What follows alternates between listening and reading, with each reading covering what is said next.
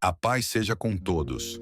Você está no canal Sopro do Eterno e vamos iniciar uma série de sermãos de homens de Deus. Sermãos estes que só existem em textos e o nosso canal irá narrar para você. Não esqueça de se inscrever, curtir, compartilhar com o máximo de pessoas. Deus te abençoe. Leitura do sermão A Fé Ri do Impossível, de Leonard Ravenhill. Estamos por demais afastados da cena real para captarmos a atmosfera de espanto que os cristãos daqueles dias sentiram. Pedro tinha ido do Pentecostes para a prisão da zombaria para a lança. Estava guardado por 16 soldados. Perguntamo-nos por que um homem tão indefeso precisava de um grupo tão grande para vigiá-lo. Pode ser que Herodes temesse o sobrenatural, uma vez que sabia que Jesus tinha escapado do grupo que o guardava. Ainda que Pedro tivesse sido cercado por 16 centenas de soldados, o problema não seria maior, nem sua escapada seria menos certa.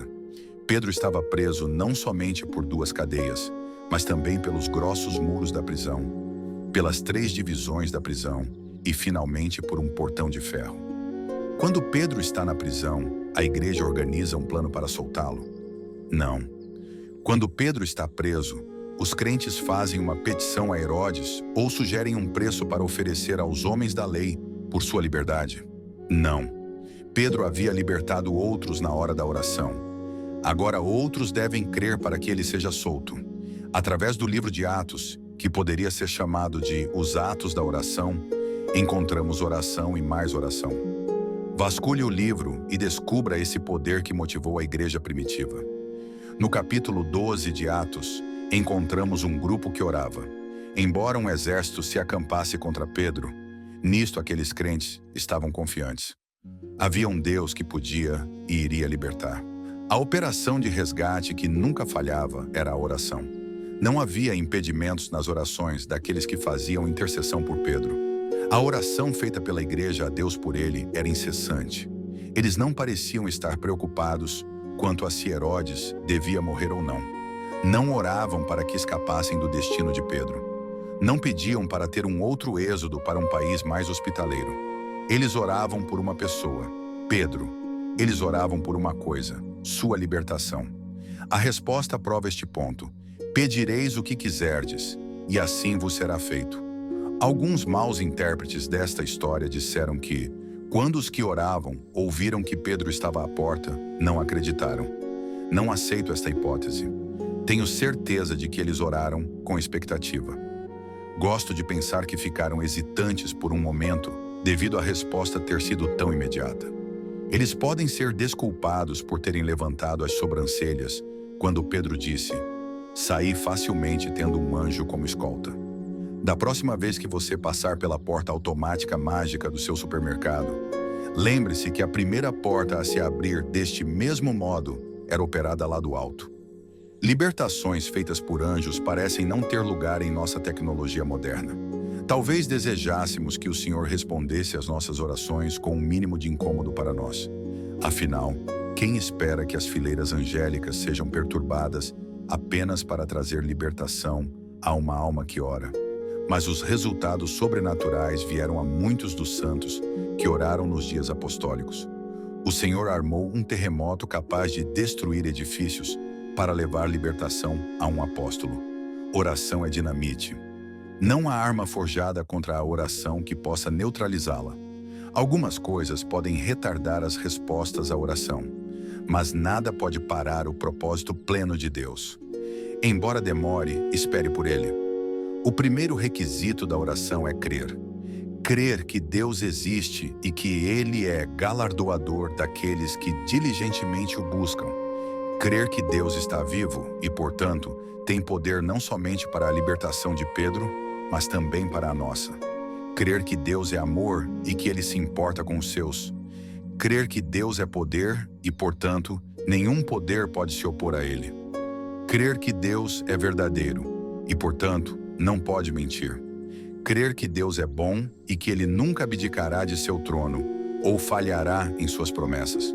Refletindo na história de Pedro, sou admoestado, humilhado, mortificado e atingido pelo arrependimento. Por quê? Porque há alguns grandes santos modernos, Watchman Nee, por exemplo, que por anos sofreram e foram mantidos cativos pelos comunistas e outros. Muitos dos santos de hoje estão confinados em prisões. O mesmo destino foi dado a algumas das testemunhas escolhidas no Vietnã e no Congo. Tais perigos infringidos a outros membros do corpo exigem preocupação, concentração e consagração a um plano de compromisso de oração em favor deles. Temo que não tenham sido feitas orações incessantes a Deus por esses parentes sofredores. O Sr. Bunyan nos mostra o seu cristão sendo preso pelo gigante do desespero no castelo da dúvida. A chave para a sua libertação foi a promessa. Nós cristãos estamos cativos em muitos níveis hoje, no nível pessoal, doméstico, da igreja e do empreendimento missionário. Mas os grilhões se quebram e as cadeias caem quando é feita oração a Deus pela igreja.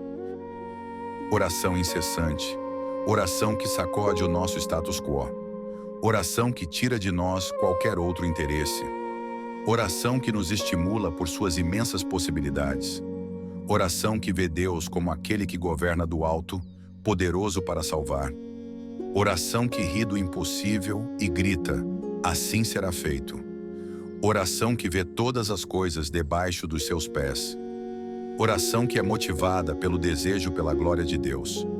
O orar do crente pode se tornar um ritual.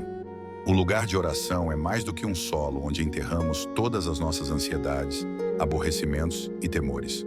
O lugar de oração não é o lugar para despejar uma lista de compras diante do trono de um Deus que tem suprimentos infinitos e poder ilimitado. Creio que o lugar de oração não é apenas um lugar onde libero meus fardos, mas também um lugar onde recebo um fardo. Ele compartilha do meu fardo e eu compartilho do seu fardo. Meu jugo é suave e meu fardo é leve. Para conhecer esse fardo, precisamos ouvir a voz do Espírito.